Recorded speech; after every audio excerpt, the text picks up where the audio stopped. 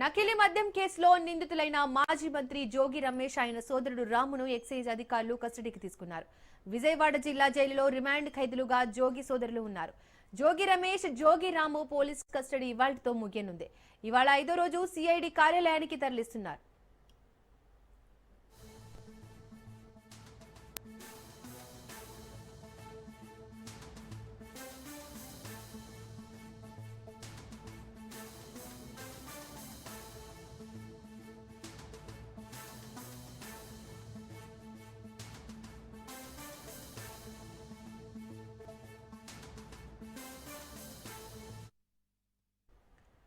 నకిలీ మద్యం కేసులో నిందితులైన మాజీ మంత్రి జోగి రమేష్ ఆయన సోదరుడు రామును ఎక్సైజ్ అధికారులు కస్టడీకి తీసుకున్నారు.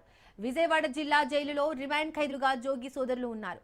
జోగి రమేష్, జోగి రాము పోలీస్ కస్టడీ ఇవాళ్టితో ముగియనుంది. ఇవాళ 5వ రోజు సిఐడి కార్యాలయానికి తరలిస్తున్నారు.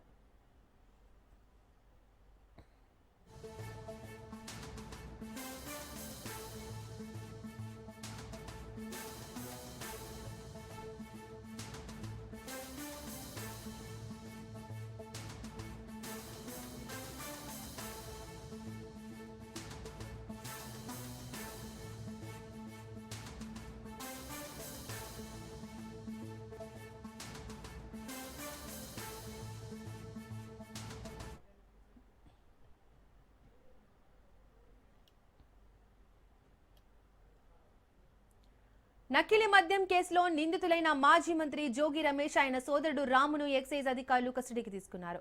విజయవాడ జిల్లా జైలులో రిమాండ్ ఖైదీలుగా జోగి సోదరులు ఉన్నారు. జోగి రమేష్, జోగి రాము పోలీస్ కస్టడీ ఇవాళ్టితో ముగియనుంది. ఇవాళ 5వ రోజు సిఐడి కార్యాలయానికి తరలిస్తున్నారు.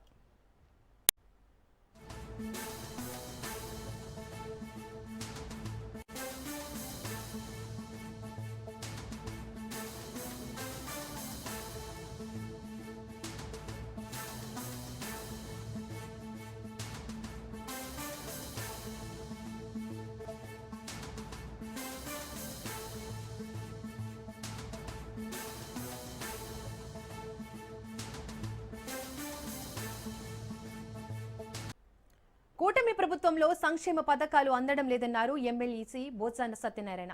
రాష్ట్రంలో రైతుల పరిస్థితి దుర్భరంగా మారిందని విమర్శించారు. ప్రభుత్వం రైతులను గాలి కొదిలేసిందని ఆరోపించారు.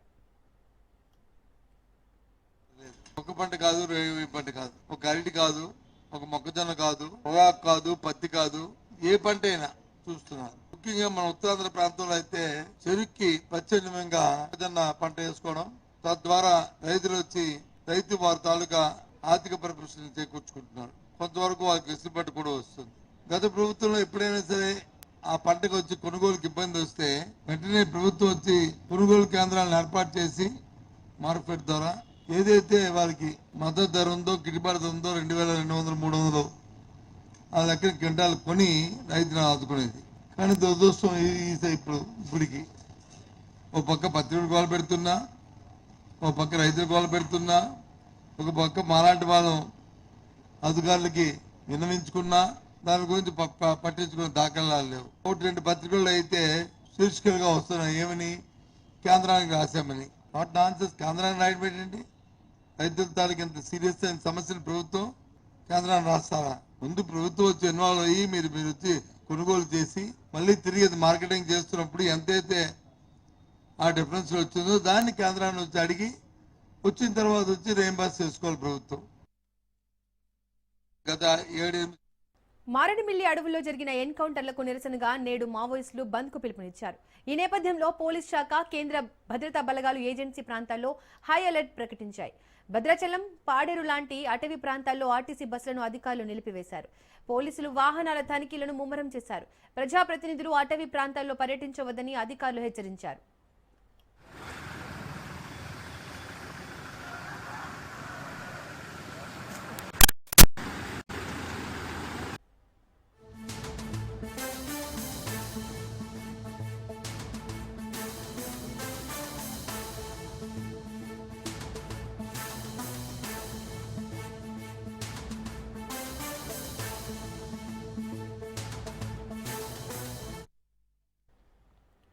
మరోసారి నోరు జారారు రాజేంద్ర ప్రసాద్. పద్మశ్రీ అవార్డు గ్రహీత బ్రహ్మానందం మాట్లాడిన తర్వాత మేం మాట్లాడడం ఎంతైనా మీ శిష్యులమే కదా అని స్టార్ట్ చేసిన ఆయన అకస్మాత్తుగా నువ్వు ముసలి అంటూ నోరు జారారు. వెంటనే బ్రహ్మానందం ఎవరు అని అడగ్గా నేనే అంటూ కవర్ చేసేందుకు ప్రయత్నించారు.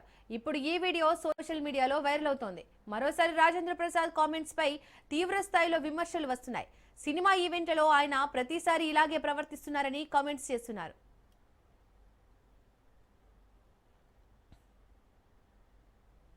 శ్రీ డాక్టర్ బ్రహ్మానందం గారు మాట్లాడిన తర్వాత నాలాంటి వాళ్ళు మాట్లాడటం ఏం మాట్లాడినా మీ శిష్యులమే కదా సార్, మేము ఎంతోడమైనా మీ శిష్యులమే కదా. కానీ ముస్లిం కొడుకు కదా నువ్వు. నేను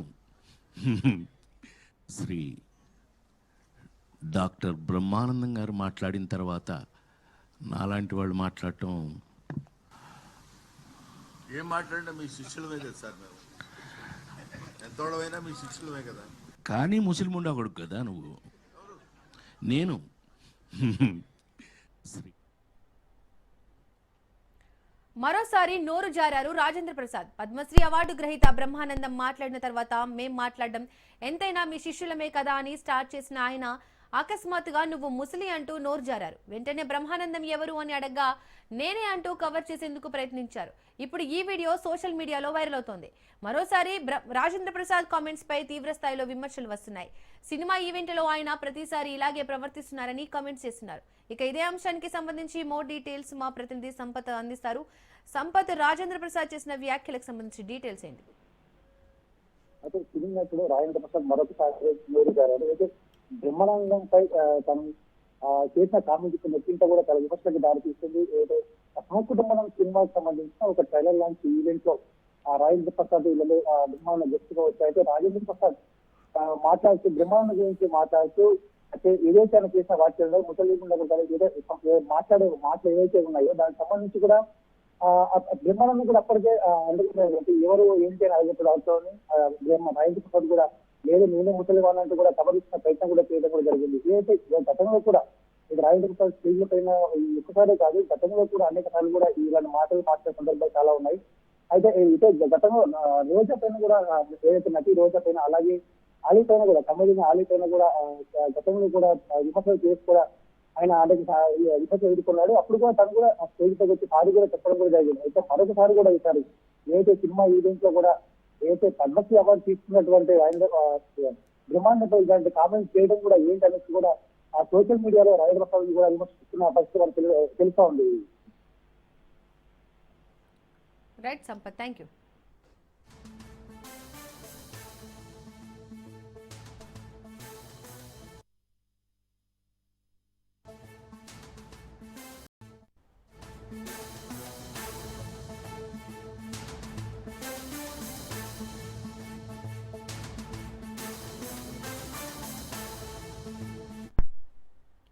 పెంచలయ్య హత్య కేసులో కామాక్షిని పోలీసులు అరెస్ట్ చేశారు. కామాక్షి నివాసంలో పోలీసులు సోదాలు నిర్వహించారు. 2 కిలోల గంజాయిని అధికారులు స్వాధీనం చేసుకున్నారు. ఇప్పటికే నిందితుడు జేమ్స్ పోలీసులు అదుపులోకి తీసుకున్నారు. మిగిలిన నిందితుల కోసం పోలీసులు గాలిస్తున్నారు.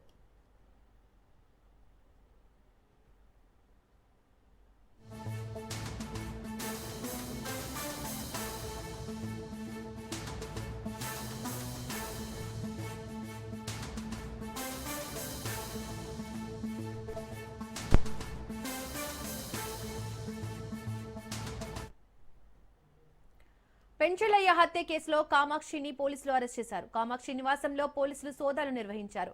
2 కిలోల గంజాయిని అధికారులు స్వాధీనం చేసుకున్నారు. ఇప్పటికే నిందితుడు జేమ్స్ ను పోలీసులు అదుపులోకి తీసుకున్నారు. మిగిలిన నిందితుల కోసం పోలీసులు గాలిస్తున్నారు. మరింత సమాచారం మా ప్రతినిధి చరిత్ కుమార్ అందిస్తారు. ఏదైతే లేడీ డాన్ కామాక్షి అరవా కామాక్షిని అయితే మాత్రం పోలీసులు అదుపులో తీసుకున్నారు. ఆ అరవా కామాక్షి నివాసంలో సోదాలు నిర్వహించినటువంటి పోలీసులకు 2 కిలోల గంజాయి కూడా లభ్యమైనట్టు మనకు సమాచారం అయితే అందుతుంది.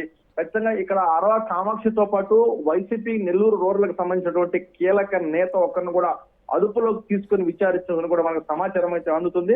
అయితే ఏదైతే పెంచలయ్య హత్య కేసులో అరవా కామాక్షి పథక రచన చేసిందంటూ కూడా అరవా కామాక్షితో పాటు ఆమె భర్త జోసఫ్ అలాగే తమ్ముడు సహోదరుడు ఎవరైతే ఇద్దరు సహోదరులు జేమ్స్, కార్తీక్ మరో కొంతమంది ఈ హత్యలో కూడా పాల్గొన్నట్లు కూడా సమాచారం అందుతుంది. వీరిలో ఇప్పటికే జేమ్స్ ని పోలీసులు పోలీసులు నిన్న తుపాకీతో కాల్చడంతో ఆయన ఇప్పుడు నెల్లూరు ప్రధానాసుపత్రిలో చికిత్స పొందుతున్నాడు.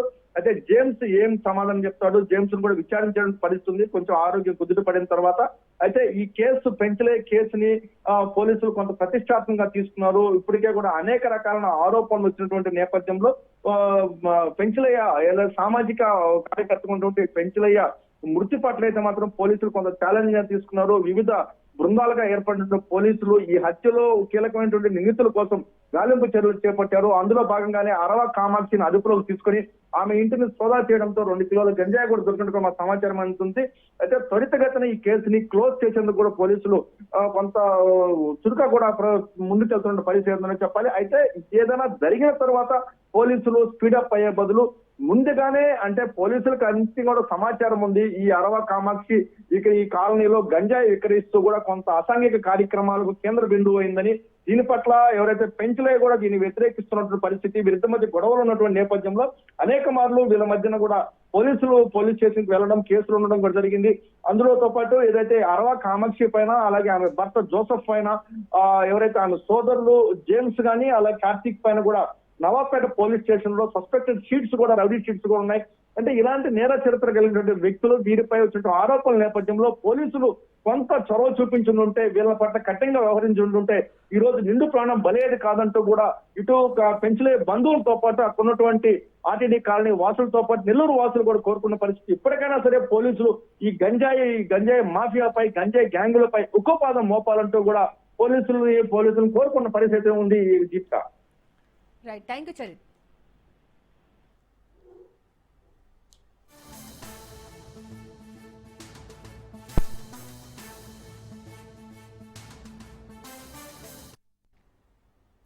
ప్రస్తుతం జరగబోయే సర్పంచ్ ఎన్నికల్లో కాంగ్రెస్ పార్టీ విజయడంకా మోగిస్తుందని ప్రభుత్వ సలహాదారు షబ్బీర్ అలీ ఆశాభావం వ్యక్తం చేశారు.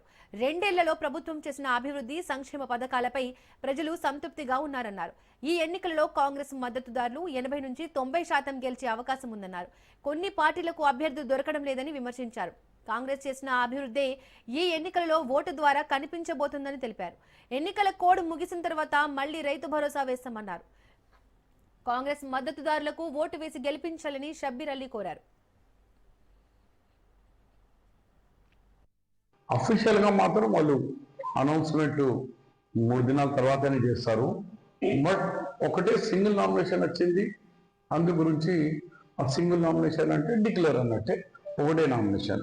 దాంట్లో మాచారెడ్డి మండల్లో వెంక తాండా,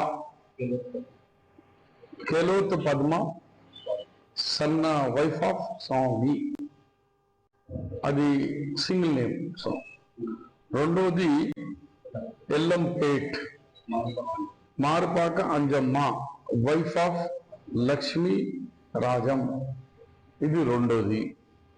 మూడోది అంకిరెడ్డిపల్లి తాండా, దానికి మానవ్ శ్రీరామ్, సన్ ఆఫ్ కిష్టయ్య. నాలుగోది బోడగుట్ట తాండా, దానికి మాలోత్ సంతోష్ క్యాండిడేట్ పేరు, సన్ ఆఫ్ గంగయ్య. ఈ 4 ఇప్పటికే డిక్లేర్ అయింది. ఇంకోటి ఒకటి అనుకోము కానీ అది పూర్తిగా.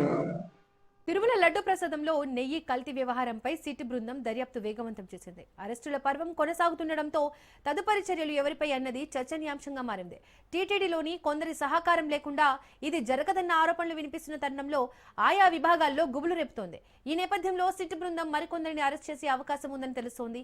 ఈ కేసులో ఇప్పటికే టీటీడీ ఈఈ సుబ్రహ్మణ్యంను అరెస్ట్ చేసిన సిట్ తాజాగా మరో 11 మందిని నిందితులుగా చేరుస్తూ ఏసీబీ కోర్టులో మెమో దాఖలు చేసింది. 11 మందిలో 7 టీటీడీ ఉద్యోగులను సిట్ నిందితులుగా తెలిపింది.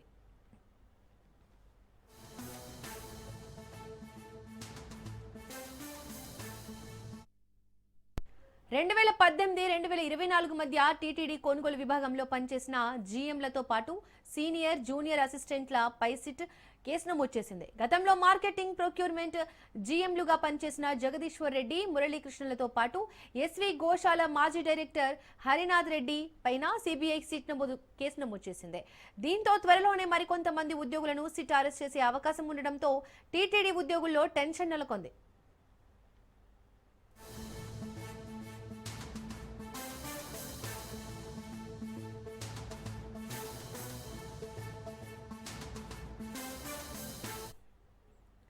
తిరుమల శ్రీ వెంకటేశ్వర స్వామి మహాప్రసాదమైన లడ్డూ తయారీకి కల్తీ నెయ్యి కేసులో సిట్ దర్యాప్తు చివరి దశకు చేరుకుంది. ఏడాది కాలంగా విచారణ జరుపుతున్న సిట్ బృందం భోలేబాబా డైరీ రసాయనాలతో నకిలీ నెయ్యి తయారు చేసి టీటీడీకి సరఫరా చేసినట్లు గుర్తించింది. మొత్తంగా 68 లక్షల కేజీల నెయ్యి, 251 కోట్ల మేర మోసానికి పాల్పడినట్లు సిట్ బృందం గుర్తించింది. భోలేబాబా డైరీతో పాటు ఏఆర్ డైరీ, మాల్గంగా వంటి సంస్థలు కూడా ఈ దందాలో పాలు పంచుకున్నట్లు సిట్ అధికారులు ఆధారాలు సేకరించారు.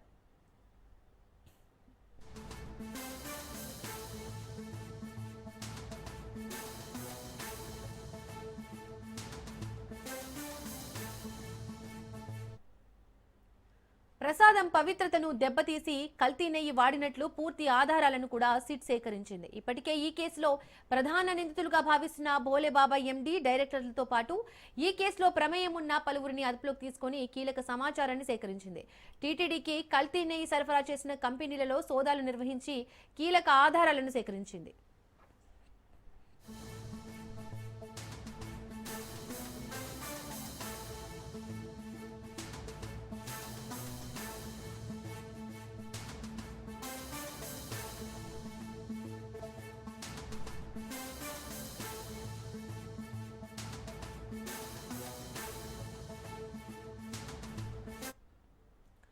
ఈ కేసులో టీటీడీ మాజీ చైర్మన్ వైవి సుబ్బారెడ్డి వద్ద పనిచేసిన చిన్న అప్పన్నను కీలక సూత్రధారిగా కూడా సిట్ గుర్తించి అరెస్ట్ చేసింది.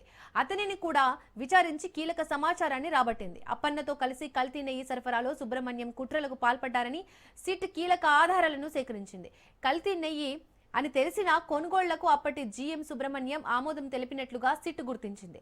2019 నుంచి 2024 మధ్య గత ప్రభుత్వ హయాంలో లడ్డు తయారీకి 68.17 లక్షల కిలోలకు పైగా కల్తీ నెయ్యి సరఫరా చేసే కాంట్రాక్టర్లకు అనుమతించినట్లు గుర్తించారు.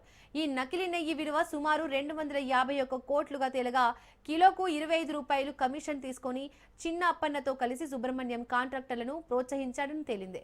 దీంతో సుబ్రహ్మణ్యంపై కేసు నమోదు చేసి సిట్ అరెస్ట్ చేసింది.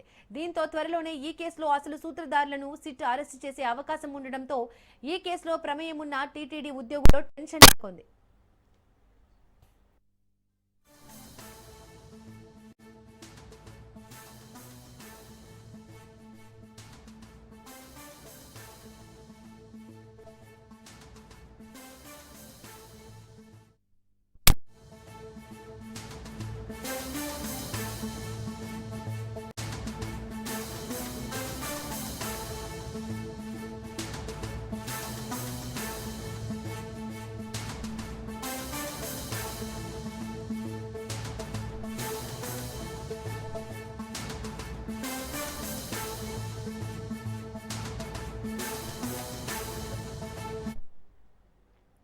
ఢిల్లీ పేలుడు కేసులో లింకులు బయటపడుతున్నాయి.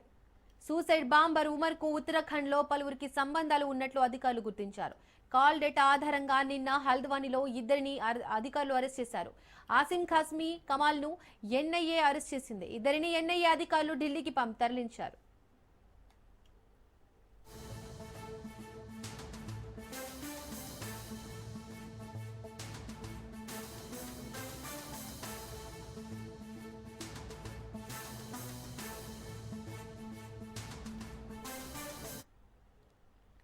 ఢిల్లీ పేలుడు కేసులో లింకులు బయటపడుతున్నాయి. సూపర్ బాంబర్ ఉమర్ కు ఉత్తరాఖండ్ లో పలువురికి సంబంధాలు ఉన్నట్లు అధికారులు గుర్తించారు.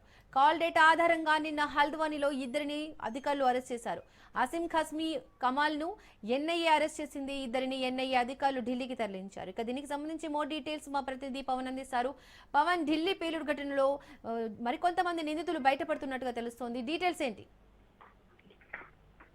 ఢిల్లీ పేలుడు ఘటనకు సంబంధించి లింకులు కూడా ఒక్కొక్కటిగా వెలుగులోకి వస్తున్నాయి. ఇప్పటికే ఎన్ఐఏ దీనికి సంబంధించి కీలకమైన ఆధారాలు కూడా సేకరించింది. అయితే ఒక కాల్ డేటా సంబంధించిన దీనికి సంబంధించి చూస్తే మరొక కొంతమంది పేర్లు కూడా వెల్లోకి వచ్చాయి. అయితే వారిని కూడా అదుపులోకి తీసుకున్నారు. అయితే సుసైడ్ బాంబర్ గా ఉన్న ఉమర్ కు సంబంధించి ఉత్తరాఖండ్ లో కూడా సంబంధాలు ఉన్నట్టుగా ఎన్ఐఏ ఇప్పటికే కొన్ని వివరాలు కూడా సేకరించిన నేపథ్యంలో వారిని ఇద్దరిని కూడా అరెస్ట్ చేసింది. అయితే కాల్ డేటా ఆధారంగా నిన్న హల్ద్వానీలో ఒక ఇద్దరిని కూడా అరెస్ట్ చేశారు. వారిలో ఒకరు ఆసిమ్ ఖాన్, అంతేకాకుండా కమల్ అనే ఒక ఇద్దరిని కూడా ఎన్ఐఏ అధికారులు వారిని అరెస్ట్ చేసి ప్రజెంట్ ఢిల్లీకి కూడా తరలించారు. ఢిల్లీలో దీనికి సంబంధించి ఇన్వెస్టిగేషన్ కూడా ప్రారంభించారు. అయితే ఈ యొక్క ఆసిమ్ ఖాస్మీతో పాటు కమల్ ని విచారించిన అధికారులు వీరి వద్ద నుంచి కూడా చాలా కీలకమైన సమాచారాన్ని కూడా రాబట్టే అవకాశం కూడా ఉంది. ఎందుకంటే వీరు కూడా ఒక సుసైడ్ బాంబర్ గా ఉన్న ఉమర్ కి సంబంధించి ఎలాంటి వీరికి రిలేషన్షిప్ ఉంది, ఇంకా ఎక్కడెప్పుడు వీళ్ళంతా కూడా సంప్రదింపులు జరిపారు. సంప్రదించిన నేపథ్యంలో వీరికి ఇంకా ఎలాంటి బాంబు బ్లాస్ట్ కి సంబంధించిన సంబంధాలు ఉన్నాయి అనే దానిపైన కూడా ఎన్ఐఏ ఇప్పటికే వీరిద్దరిని కూడా విచారణ కొనసాగిస్తున్నారు. విచారణలో భాగంగా చూస్తే ఈ రోజు కొంత కీలకమైన సమాచారం కూడా రాబట్టే అవకాశం కూడా కనిపిస్తుంది. మరోవైపు చూస్తే మాత్రం ప్రధానంగా ఢిల్లీ బాంబ్ బ్లాస్ట్ కి సంబంధించి దర్యాప్తు మాత్రం చాలా వేగవంతంగా చేస్తున్నారు. ఎన్ఐఏ వేగవంతం చేసిన నేపథ్యంలో ఒక్కొక్కరిని కూడా అరెస్ట్ చేస్తూ దీనికి సంబంధించి ఇంకా కొంతమంది అరెస్టులు కూడా ఉండే అవకాశం కూడా చాలా స్పష్టంగా కనిపిస్తుంది. Right Pawan, thank you.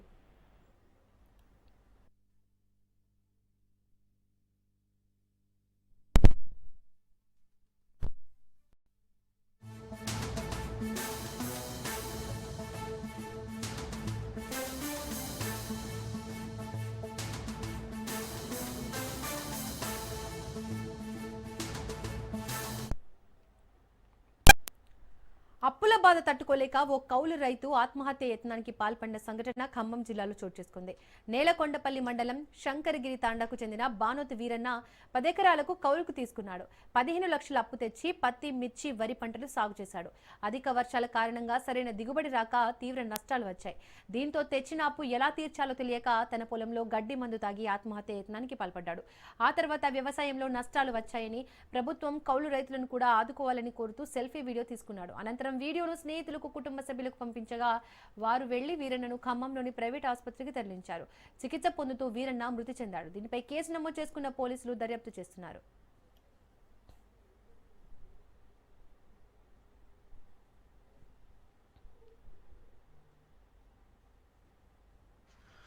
రైతులుగా వ్యవసాయం చేసే ప్రతి ఒక్కరికి ఏడుకుంటున్నానన్న.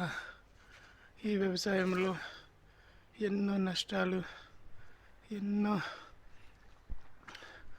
ధరలకి రేట్ లేక ఎన్నో ఇబ్బందులు. ఈ నష్టాన్ని ఎవరు పూడ్చలేరన్న. ప్రభుత్వమే దీన్ని రైతులకి గొప్ప రేట్లు ఎక్కువ ఇచ్చి ఆదుకొని సబ్సిడీలు కౌలు రైతులకి వాటికి అందరికీ ఆదుకోవాలని, భూమి కౌలుకి ఇచ్చే రైతులు కౌలు కట్టలేని వాళ్ళని ఆదుకోవాలని, రైతులుగా వ్యవసాయం చేసే ప్రతి ఒక్కరికి ఏడుకుంటున్నానన్న. ఈ వ్యవసాయంలో ఎన్నో నష్టాలు, ఎన్నో ధరలకి రేట్ లేక ఎన్నో ఇబ్బందులు. ఈ నష్టాన్ని ఎవరు పూడ్చలేరన్న. ప్రభుత్వమే దీన్ని రైతులకి గొప్ప రేట్లు ఎక్కువ ఇచ్చి ఆదుకొని సబ్సిడీలు కౌలు రైతులకి వాటికి అందరికీ ఆదుకోవాలని, భూమి కౌలుకి ఇచ్చే రైతులు కౌలు కట్టలేని వాళ్ళని. నైరుతి బంగాళాఖాతం శ్రీలంక తీరంలో కొనసాగుతున్న దిత్వా తుఫాను తమిళనాడుపై పంజా విసురుతోంది. తమిళనాడులో భారీ వర్షాలు కురుస్తున్నాయి. చెన్నై, చెంగల్పట్టు, కాంచీపురం, తిరువళ్లూరు, కడలూరు, మైలాడుతురై, నాగపట్నం, రామనాథపురం, తంజావూరు, తిరువారూరు, కోయంబత్తూరులో కుండపోత వర్షాలు పడుతున్నాయి. భారీ వర్షాలతో చెన్నై ఇంటర్నేషనల్ ఎయిర్పోర్ట్లో 62కు పైగా విమాన సర్వీసులు రద్దయ్యాయి. చెన్నై, శ్రీలంక విమాన సర్వీసులు రద్దయ్యాయి.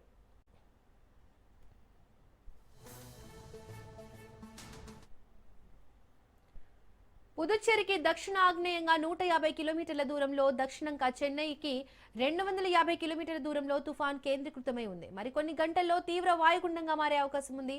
దీంతో దక్షిణ కోస్తా, తమిళనాడు, పుదుచ్చేరి రాష్ట్రాలకు వాతావరణ శాఖ రెడ్ అలర్ట్ జారీ చేసింది. ప్రకృతి విపత్తులతో ఇండోనేషియా అతలకుతలమైంది. దేశంలో ఇటీవల సంభవించిన సునామీ, వరదలు, భూకంపాల వల్ల వందలాది మంది మృతి చెందారు. మృతుల సంఖ్య 248కి చేరిందని, మరింత పెరిగే అవకాశం ఉందని అధికారులు వెల్లడించారు. ప్రభావిత ప్రాంతాల నుంచి మృతదేహాలను వెలికితీసేందుకు రెస్క్యూ సిబ్బంది తీవ్ర ప్రయత్నాలు చేస్తున్నారు. ప్రకృతి ప్రకోపానికి రోడ్లు పూర్తిగా ధ్వంసమయ్యాయి. కమ్యూనికేషన్ లైన్లు తెగిపడిపోయాయి.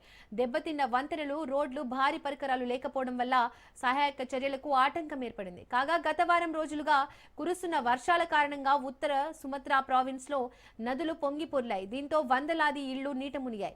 దాదాపు 3000 మంది నిరాశ్రయులయ్యారు. వీరంతా ప్రభుత్వం ఏర్పాటు చేసిన సహాయక శిబిరాల్లో తలదాచుకుంటున్నారు.